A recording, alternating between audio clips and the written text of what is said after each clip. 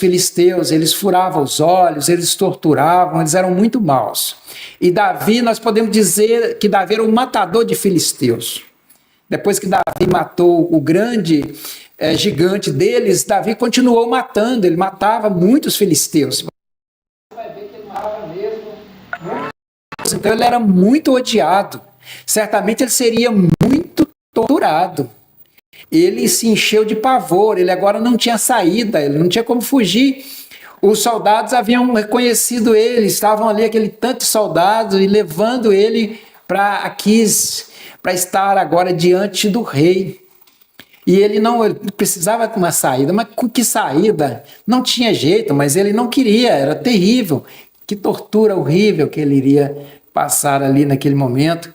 Então o que acontece? Ele tem essa brilhante ideia. Quando ele entra no palácio, ele já entra abraçando as colunas ali e começou a babar muito pela barba, talvez colocou alguma coisa na boca e dizer palavras sem sentido e ficou zarou e enfim começou a representar como se estivesse muito louco. E quando Aquis viu aquilo, os soldados com aquele homem todo esgandalhado, babando e abraçando as colunas ali, numa suposta alegria, né, de loucura, ele disse, olhou para ele, primeiro o soldado disse, aqui está Davi, rei. Esse que matou o nosso gigante, mata muitos os nossos soldados, é aquele que as mulheres hebreias cantam. Saul matou os seus milhares, porém Davi os seus 10 milhares. Né? E Aquis olha para Davi e diz, olha, eu já não tenho louco suficiente aqui no palácio, será que eu preciso de mais louco? Suma com esse louco daqui. Então eles deu uma ordem, eles imediatamente saíram com Davi, né? E soltou Davi, e Davi saiu como um pássaro que estava no laço para ser abatido, não é? Terrivelmente. Mas é óbvio que isso aí é um livramento do Senhor, porque quando ele apresenta ali como louco, Aquis diz, realmente ele está louco, mas é ele mesmo, vocês têm certeza? Então, mate-o, vamos matar, porque ele causou tanto mal para nós. E digamos que ele fosse fosse poupado pelo rei e saísse com os soldados. Os soldados diziam, óbvio que eles iam dizer, vamos consumir com ele aqui, esse é o que mata nossos colegas, que matou o nosso gigante, vamos dar cabo dele aqui, a gente volta e fala para o rei que dispensamos ele, sumiu. Não é? Então não havia a mínima possibilidade, racionalmente falando, não é? Isso obviamente que foi um grande livramento do Senhor e nós sabemos disso. Então, irmãos, depois de falar desse contexto, que é isso que estava acontecendo, então vamos refletir um pouco sobre esses 10 versículos, né, desse salmo e extrair algumas coisas para o nosso elevo, não é? Para o nosso deleite, nosso prazer, porque eu sei que assim como você, assim como eu, você também sente prazer, não é, em olhar mais aprofundadamente, entendendo o que está acontecendo e extraindo verdades para a sua vida. Amém?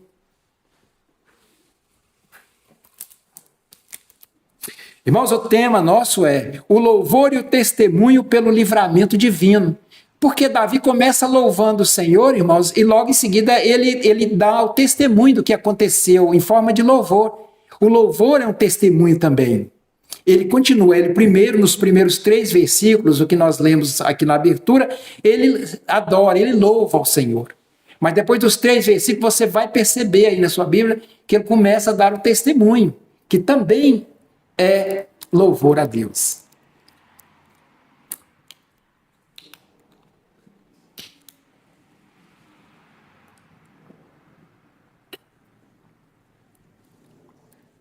Então vamos lá, o louvor e o testemunho pelo livramento divino. E as primeiras coisas que vamos ver aqui, ou a primeira coisa que vamos ver, é o compromisso de louvar ao Senhor. Davi começa fazendo um compromisso de louvar o Senhor. E nós vamos ver isso em 3 etapas, esse compromisso de louvar o Senhor. Em primeiro lugar, o louvor é endereçado ao Senhor. Primeiro ele faz esse compromisso de louvar o Senhor. E E esse louvor, primeiro, é direcionado ao Senhor. Isso parece muito óbvio, quando a gente fala assim, o louvor de Davi era direcionado ao Senhor. Mas no nosso contexto não é óbvio. Não é óbvio por quê? Porque hoje as pessoas não louvam só o Senhor. Até os crentes, irmãos, muitos crentes não louvam só o Senhor. Imagina os demais. Eu ouvi uma pregação sobre esse texto aqui do Heber Campos, pai. Ele disse que ele tem um amigo católico e esse amigo estava contando das bênçãos que ele tem recebido e ele disse, olha, eu sou devoto de São Benedito, e São Benedito, bendito seja o nome de São Benedito, louvado seja o nome dele, porque ele me livrou de uma grande enfermidade e ele me curou e louvado seja o nome dele. E outra coisa, eu tenho tinha uma prima, que morreu num acidente e parte do corpo dela ficou muito estragado, mas o braço que estava pulseirinha de São Benedito ficou intacto. Aí o pastor falou, mas o braço dela também não morreu com ela? De que adiantou o braço dela? Mas, enfim, outra pessoa que supostamente crente disse para ele, olha, bendito seja o templo de Salomão, esse templo recente de Salomão, esse que é construído. Ele disse, eu fui lá e eu fui não só curado, mas eu fui prosperado, eu fui abençoado, e esse ano eu tenho o propósito de voltar ao templo de Salomão, né, porque ele é uma bênção lá. Eu, quando fazia seminário, fui visitar numa visita didática, pedagógica com os demais alunos lá em Trindade. E lá, quantas coisas lá que as pessoas deixaram, né? E aquela adoração, aquele tanto de santos, e enfim, tanta adoração e tanta coisa, irmão. Os crentes também adoram, louvam coisa que não é Deus. E a gente pode ver isso facilmente. Por exemplo, louvor a líderes humanos. Quantas pessoas, né, louva líder, quantas seitas, quantas até igrejas supostamente evangélicas, os adeptos, os pregadores ali, eles falam do mesmo jeito do líder, não é? E aquele líder, aquela panca toda, e a gente vê que há né? Então, nós presbiterianos, é por isso que nós pregamos que nós somos iguais, que nós não somos diferentes uns dos outros. Não há aquela pessoa, aquele líder especial, que as pessoas têm que andar para que a oração dele é especial, que ele vai para aquele lugar todo. Então, muitos louvam líderes humanos, crentes mesmo. Outros louvam riqueza, né? O teor da pregação, a vida dele, a motivação dele servir a Deus, e ele só fala nisso, na prosperidade material, de forma que o Deus dele, o que vai salvar, a motivação que leva ele a levantar de manhã e orar, e ir para a casa do Senhor, é riqueza, é prosperidade, é coisas materiais. Isso é louvar o dinheiro. O dinheiro passou a ser o Deus dele, Mamum, que a Bíblia fala, né? E outros ídolos também, os crentes, né? Muitos crentes, supostamente crentes, né? Objetos também, água e tanta coisa. Então, irmãos, Davi não louvava homem nem qualquer outra coisa, ele louvava Deus. Ele diz assim, eu bendirei o Senhor. Eu vou dizer, eu vou louvar o Senhor, bendizer é exatamente louvar, é dar glória a Deus. Então, nesse compromisso de Davi, a primeira coisa é louvar única e exclusivamente o Senhor. E em segundo lugar, o louvor deve ser em todo tempo.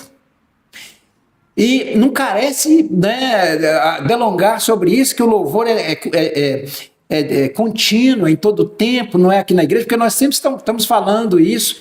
E nesses salmos de louvor de Davi, ele sempre faz questão de falar, em todo tempo, eu louvo o Senhor a todo momento. Mas aqui ele diz, né, como nós cantamos, em todo tempo eu louvarei o Senhor, o seu louvor estará sempre nos meus lábios. Então, queridos, é assim. Esse compromisso dele é unicamente ao Senhor e em todo tempo, né, em todos os seus afazeres, a sua vida, é que ele iria louvar continuamente. Deixa eu pegar o outro microfone aqui.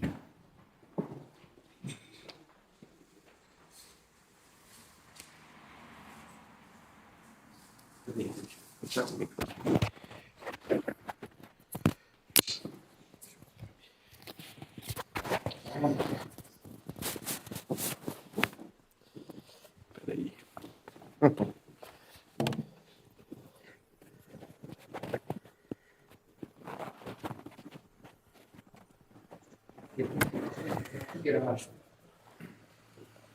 Amém? Amém?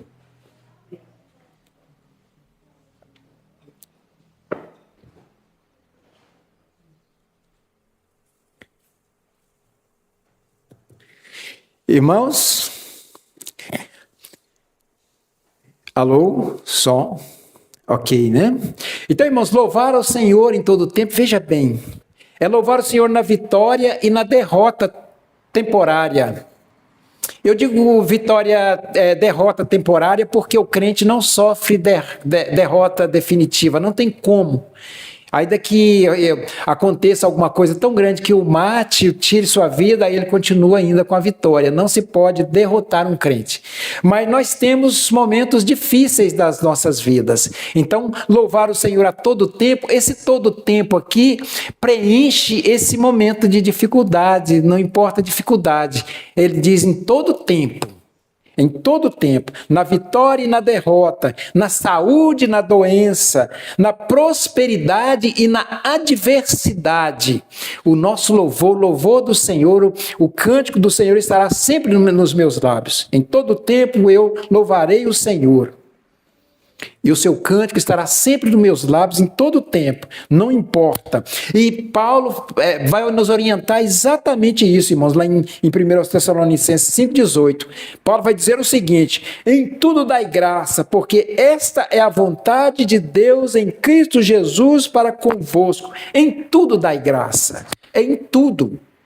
Eu devo dar graça. Dar graça ao Senhor é expressar a minha gratidão, é agradecer, é adorar, é louvar Ele, mas é em tudo, em todo momento. Em tudo dai graça ao Senhor. E aí eu pergunto, irmãos, nós estamos louvando o Senhor em todo momento das nossas vidas? O louvor do Senhor está nos nossos lábios?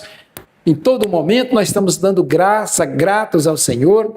No momento das lutas, das dificuldades que todos nós passamos, momento de doença, de adversidade. É isso que Davi está aqui nesse momento, nesse compromisso que ele fez de louvar o Senhor. Ele escreveu esse salmo aqui, foi exatamente depois que ele saiu, que ele pegou a liberdade, que ele saiu do palácio lá. É que ele escreveu ele disse: agora eu vou louvar o Senhor. O Senhor, ele passou por uma terrível, ele nunca imaginava que ele iria escapar dessa, e ele disse: agora eu vou louvar o Senhor. Ele fez esse compromisso: em todo tempo eu vou louvar o Senhor, sempre o seu louvor estará sempre em meus lábios. E em terceiro lugar, o louvor é também comunitário. Veja bem, a gente louva só, irmãos, sozinho, mas a gente tem que louvar em comunidade. Isso é bíblico, isso é obrigatório. Sabe por quê? Porque por causa da unidade espiritual, nós somos um corpo. É por isso que nós temos que louvar em conjunto. Uma perna, um braço, ele precisa estar interligado. A gente louva junto para interagir, para o corpo fluir. É necessário o louvor, não só o louvor individual, quando nós estamos em todo momento, mas nós precisamos dos momentos estar juntos para louvar, para que o louvor esteja completo, porque o corpo, ele é completo quando ele está juntos. Então, é necessário estarmos juntos. Então, é por isso que ele vai falar no versículo 3, engrandecei o Senhor comigo e todos a uma lhe exaltemos o nome. Ele chama, ele convoca aos demais para louvar com ele, para adorar a ele, porque o louvor é coletivo, ele não é só individual. E outra coisa, o louvor é testemunho. Você louva a Deus dando testemunho do que Deus fez na sua vida. Isso é necessário, você testemunhar, e Davi vai testemunhar aqui como louvor, mas você vai testemunhar para quem? Se você louva apenas sozinho, se você não vem para a casa do Senhor para contar o que Deus tem feito na sua vida e na vida dos seus.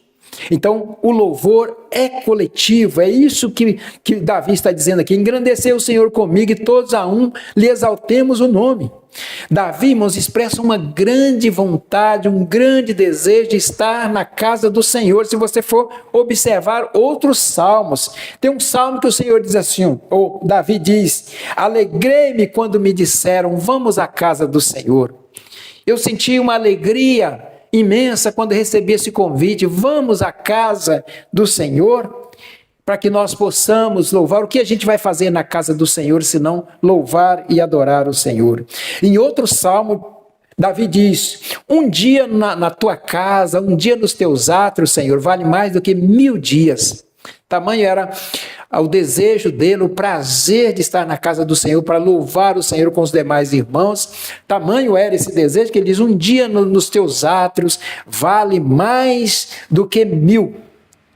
Mas, irmãos, depois desse louvor coletivo, né, desse louvor que inclusive coletivo, que Davi louva ao Senhor, adora o Senhor, agora ele continua louvando, mas em forma de testemunho. Ele louva agora com o seu testemunho. E que testemunho! Veja nas palavras do próprio Davi, ele diz: eu clamei e ele ouviu e me livrou de todas as minhas angústias. Eu olhei para ele e ele iluminou o meu rosto. Eu orei e ele me acolheu e me livrou de todas as minhas tribulações. Eu pedi por socorro e ele enviou o seu anjo para me guardar. É isso que ele está falando, estou fazendo aqui, estou parafraseando, mas é isso que ele diz, né? Ele conclui essa parte aqui que nós vamos analisar assim: eu pedi por socorro e ele enviou o seu anjo para me guardar. E é sobre esse testemunho nós vamos ver 3 verdades aqui, vamos destacar 3 verdades importantes. Em primeiro lugar, Davi mostra que a oração é o antídoto contra o medo. A oração é a solução para o medo. E quando eu falo medo aqui, irmãos, nós precisamos dividir o medo pelo menos em 2 partes simples, básicas. Existe um medo que é importante, nós precisamos tê-lo. Deus nos deu esse medo, nos criou com esse medo, que é a nossa arma, que é a nossa proteção. Quando nós temos medo de nos queimar, de atravessar a rua, não é? Medo de uma bactéria, é um medo tranquilo, é um medo de prudência, nós não sofremos com esse medo. É um medo de precaver, entende? Então é comum, a gente tem, só que sempre quando passa desse medo tranquilo, controlável, e que a gente usa para se proteger e proteger as demais pessoas, um medo que não incomoda, mas que causa a nós atenção, quando passa disso, aí já é o outro medo.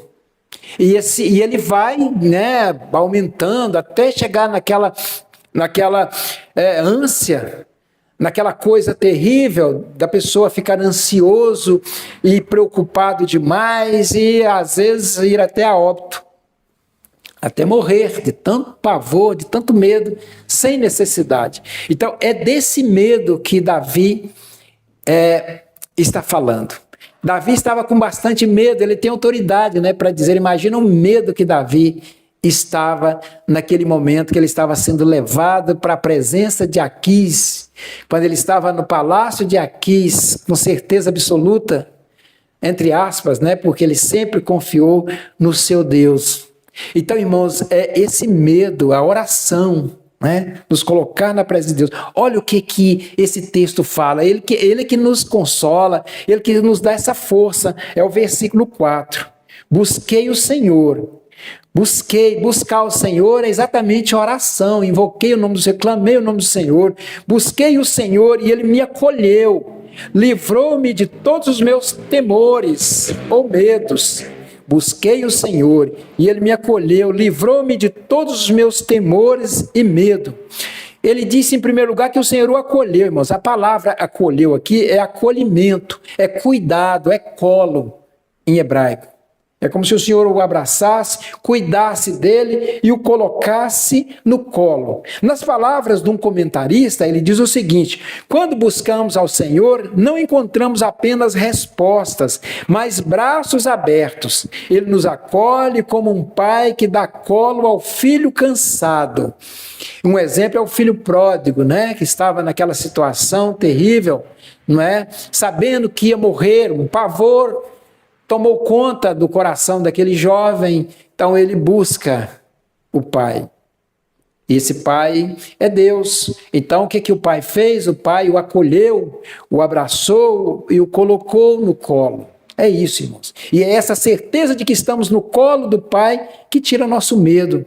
Essa confiança, como a criança, né, que está com medo, e aquele pavor, e o pai pega, ela coloca no colo. Então ela se sente extremamente segura. É esse sentimento que a oração nos traz.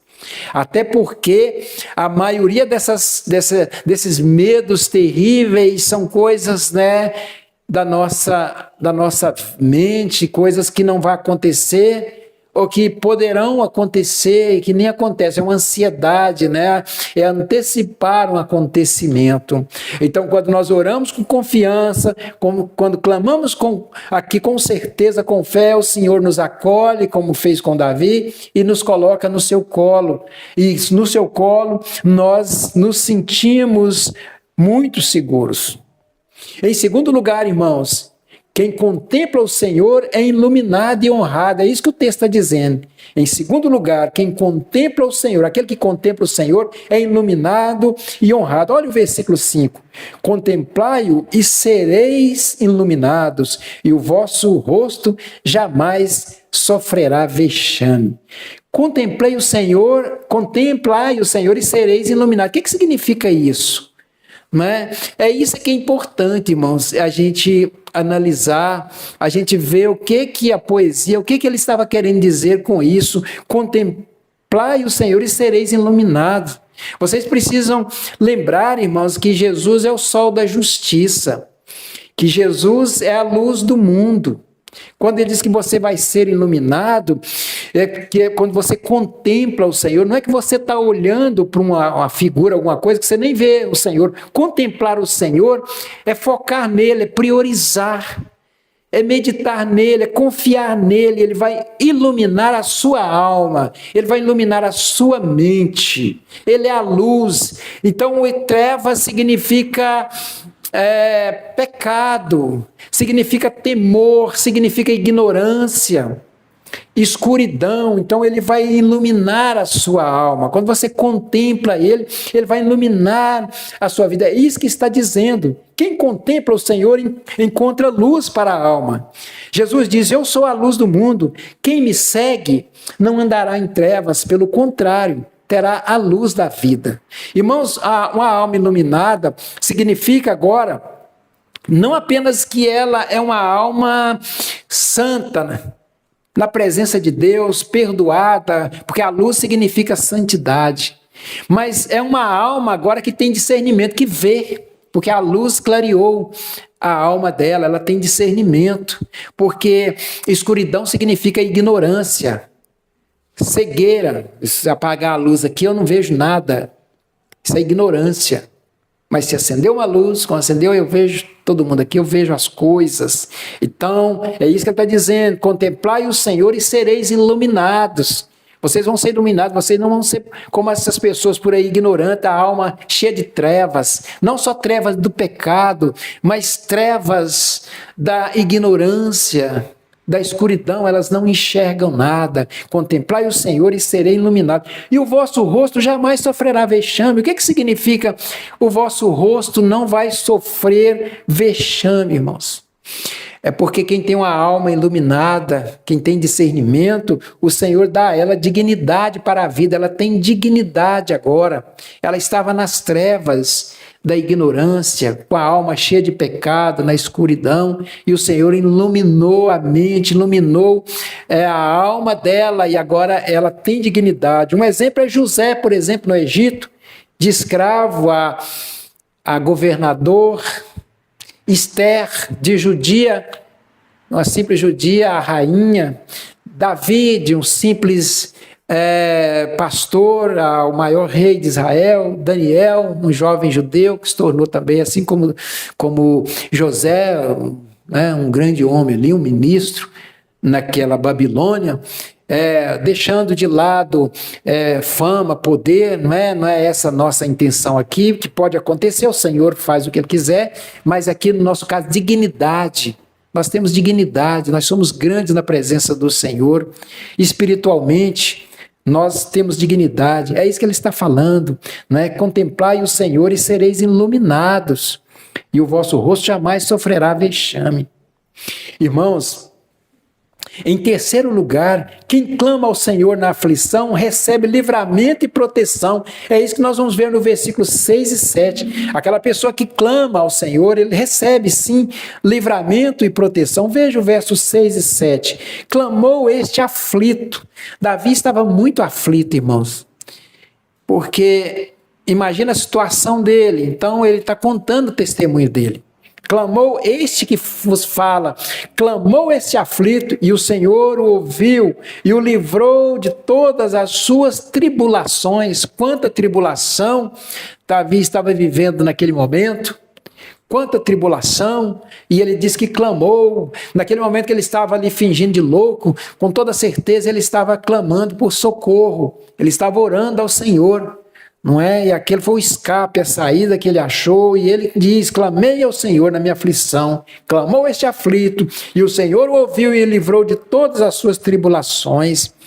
E ele dá esse testemunho aqui. Ele certamente não viu anjo, mas ele tem certeza que foi o anjo do Senhor que o livrou, que estava ali atento, né? Davi certamente tinha essa certeza que o anjo do Senhor o guardava, estava acampado ao redor dele. Ele diz: o anjo do Senhor acampa-se ao redor dos que o temem e os livra. O anjo do Senhor acampar, irmãos, é fazer morada, é estar acompanhando, é estar perto, né? O Senhor determinou, encaminha aquele anjo, você vai estar junto dele, você vai guardar, você vai abençoar até o momento que eu quiser recolhê-lo, até lá você vai protegê-lo. Então ele diz: o anjo do Senhor acampa-se ao redor dos que o temem e os livra. Sobre anjo, irmãos, acompanhar, não é guardar. Nós sabemos que no Velho Testamento, por muitas vezes, era o próprio Jesus em forma de anjo que aparecia, não é? Para proteger, para guardar, para conduzir, mas muitas vezes era anjo do Senhor, não era Jesus, assim como no Novo Testamento também, não é? A aparição de anjos que não era Jesus. E nós sabemos também que depois que Jesus ressuscitou, nunca mais ele apareceu como anjo. Embora, né, o anjo nunca parou de aparecer, de guardar, ele não aparece mais em forma de anjo, né? A gente vê quando ele aparece lá para Paulo, né, na visão, em Apocalipse, ele aparece não é mais anjo. Mas os anjos do Senhor apareciam muitas vezes no Velho Testamento, no Novo Testamento, e também, né, às vezes a gente não vê os anjos, não é assim, mas eles sempre, os anjos do Senhor, lá em Hebreus diz que eles são ministros do Senhor, enviados para servir os eleitos de Deus. Então, veja bem, o anjo do Senhor, Davi diz: o anjo do Senhor acampa-se ao redor daqueles que o temem. No Velho Testamento, eu posso citar aqui vários exemplos, mas eu gostaria de citar 2 exemplos aqui, irmãos. Eu gostaria de citar um exemplo do rei da Síria com o servo de Eliseu. Porque o que aconteceu aqui? O rei da Síria, ele armava cilada para pegar o povo de Israel. O povo de Israel, né, passar naquele lugar, e eles armavam cilada. E eles não conseguiam, porque Israel sempre ia para outro canto, não ia para o lugar. Eles tinham certeza, Israel, a rota era aquela ali, Israel tinha que passar ali, o povo de Israel, então eles ficavam ali para pegar.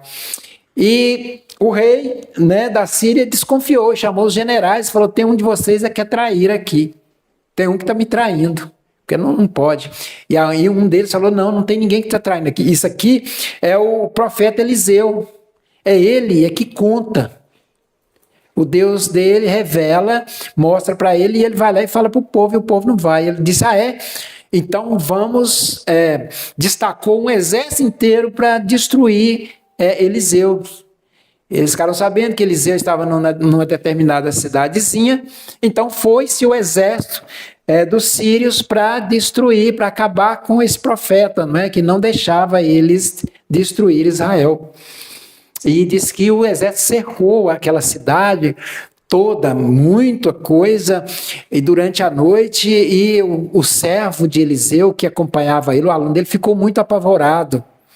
E ele, por mais de uma vez, ele dizia agora, Eliseu, vendo Eliseu numa tranquilidade, numa paz, e dizia, mas mestre, profeta, o que vamos fazer? O exército da Síria vai nos atacar, e até que Eliseu disse, Senhor, abre os olhos desse rapaz, desse menino aí, para ele ver, e ele olhou, ele viu, estava todo cercado de carros de fogo, não é? E, obviamente, os anjos, não eram os anjos do Senhor que estavam nessas carruagens de fogo. Outro exemplo é o anjo que vinha alimentar Elias, né, quando ele estava na caverna. Então, tantos outros, não é? No Novo Testamento temos, né, a aparição de anjos, e, enfim. Então, o anjo do Senhor acampa ao redor daqueles que o temem e o livram. Então, em terceiro lugar, quem clama ao Senhor na aflição recebe livramento e proteção do Senhor. Irmãos, em terceiro lugar, Davi louva o Senhor, engrandecendo o Senhor, dando testemunho, e agora ele faz um convite de salvação. Olha o verso 8. Quando ele está dando esse testemunho, ele diz no verso 8, "Oh, provai e vede que o Senhor é bom, bem-aventurado o homem que nele se refugia." Ele diz, venha provar, depois dele louvar, dele dar o testemunho, venha provar, você precisa experimentar. Não adianta você apenas ouvir, ele disse. Vocês venham provar e veja como o Senhor de fato é bom. Você tem que ter essa experiência. Davi está passando por um processo aqui de adoração, de testemunho, de convite. Ele está proclamando a palavra, ele está evangelizando, porque louvar o Senhor também é evangelizar, é proclamar a palavra. E Davi termina, irmãos, com uma exortação de grande consolo à igreja nos versos 9 e 10. Uma exortação de grande consolo que serve para nós. Se Davi consolou a igreja com esses dois versículos, você agora vai ser consolado também com esses dois versículos, porque a palavra do Senhor continua viva e eficaz. Então você vai se sentir consolado por esses dois versículos nesse momento. Observem o que ele diz no verso 9: temei o Senhor, vós os seus santos, pois nada falta aos que o temem. Tema o Senhor, obedeça, reverencie o Senhor, porque nada falta aos que o temem. E ele diz, os leãozinhos sofrem necessidade e passam fome. Ou seja, até os leões que são fortes, que são os reis da selva, não é? Que pode pegar a sua presa com facilidade, até eles passam fome. Ou seja, até os poderosos passam fome. Ele diz, porém, aos que buscam o Senhor, bem nenhum lhes faltará. Porém, aos que buscam o Senhor, aquele que busca o seu confiança, com confiança, bem nenhum lhe faltará. Quando ele fala de leão, irmãos, eles falam de pessoas poderosas, de pessoas ricas. Essas pessoas ricas passam necessidades. Elas passam necessidade porque o dinheiro não supre todas as necessidades. Ontem eu estava vendo uma frase, revendo, que diz assim, fulano é tão rico que ele só tem dinheiro. Ele não tem mais nada na vida, ele é rico e é tão pobre. Ele é tão pobre que só tem dinheiro. Então, não adianta ter dinheiro nesse sentido de não sentir necessidade, porque a necessidade ela é muito complexa. Ela é emocional, ela é física, ela é espiritual. E tem necessidade, irmãos, que dói mais do que a fome, que dói muito mais do que a fome, e o dinheiro não consegue solucionar o problema dela. Então é por isso que ele está dizendo aqui, ó, os leãozinhos sofrem necessidade e passam fome, porém os que buscam o Senhor, bem nenhum lhe faltará. Temei o Senhor, vós os seus santos, pois nada falta aos que o temem. É só quem teme o Senhor, quem busca o Senhor, quem se coloca na presença do Senhor. Essa exortação agora é para os irmãos, é para a igreja que ele está fazendo, porque ele fala, temei o Senhor, vós os seus santos. Quem são os santos? Nós somos os santos, não é? Nós somos os santos do Senhor. Temei o Senhor, vós os santos, porque nada vai faltar a vocês. É isso que ele está falando. Então, se você pensava que o dinheiro vai suprir sua necessidade, você está enganado. Porque a necessidade, eu repito, é muito complexa. Não é? Quando a pessoa é pobre, ele fica rico. Então ele percebe que a necessidade é muito maior, é muito mais complexa do que encher a barriga e vestir uma roupa de grife. Muitas pessoas com a barriga cheia, com a roupa de grife, com a necessidade de tanta coisa, precisando de tanta coisa, coisas que dói mais do que, eu repito, mais do que a fome. E concluindo, irmãos, para o cansado, Deus é o alívio que não falha, é isso que o texto está dizendo aqui. Para o inseguro, Deus é o abrigo que não desmorona. Para o aflito, Deus é o consolo que não se esgota. Neste salmo, Deus nos promete algumas coisas, vamos só relembrar. Livrar do medo, daquele pavor. Isso mesmo, esse medo, irmãos, ele dói mais do que a fome. O rico, como se ele se livra desse medo, então? Então, o dinheiro dele, de fato, não vai trazer a satisfação, o alimento, entende? Esse salmo nos promete também nos salvar nas crises, aqueles momentos difíceis, aquele momento que Davi passou ali, terrível, né? A gente não tem uma crise desse tamanho, mas tem momento que a gente está numa crise tão grande, não é? E o Senhor nos livra dessas crises. Promete pôr anjo ao nosso redor. Esse salmo promete isso, é a palavra do Senhor que diz, não sou eu. O anjo do Senhor acampa ao redor dos que o temem. Promete suprir todas as nossas necessidades, né, que nós estamos falando aqui, inclusive essas necessidades que o dinheiro de fato não compra, e dar-nos vida abundante. Jesus mesmo disse, o objetivo da minha vinda aqui, eu vim para que tenham vida e a tenham em abundância. Que o Senhor nos abençoe, irmãos. Como o domingo passado e o domingo, é apenas uma reflexão para a gente extrair mais desses salmos tão bonitos que a gente já numa leitura a gente extrai tanta coisa, mas quando a gente debruça e reflete, a gente tira muito mais verdades. Amém? Então vamos orar, então, para nós darmos prosseguimento na Santa Ceia do Senhor.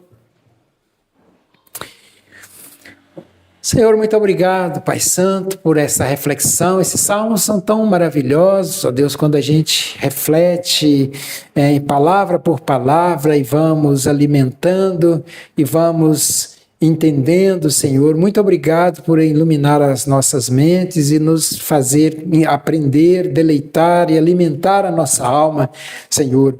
Mas, ó Deus, que possamos ser gratos, que possamos louvar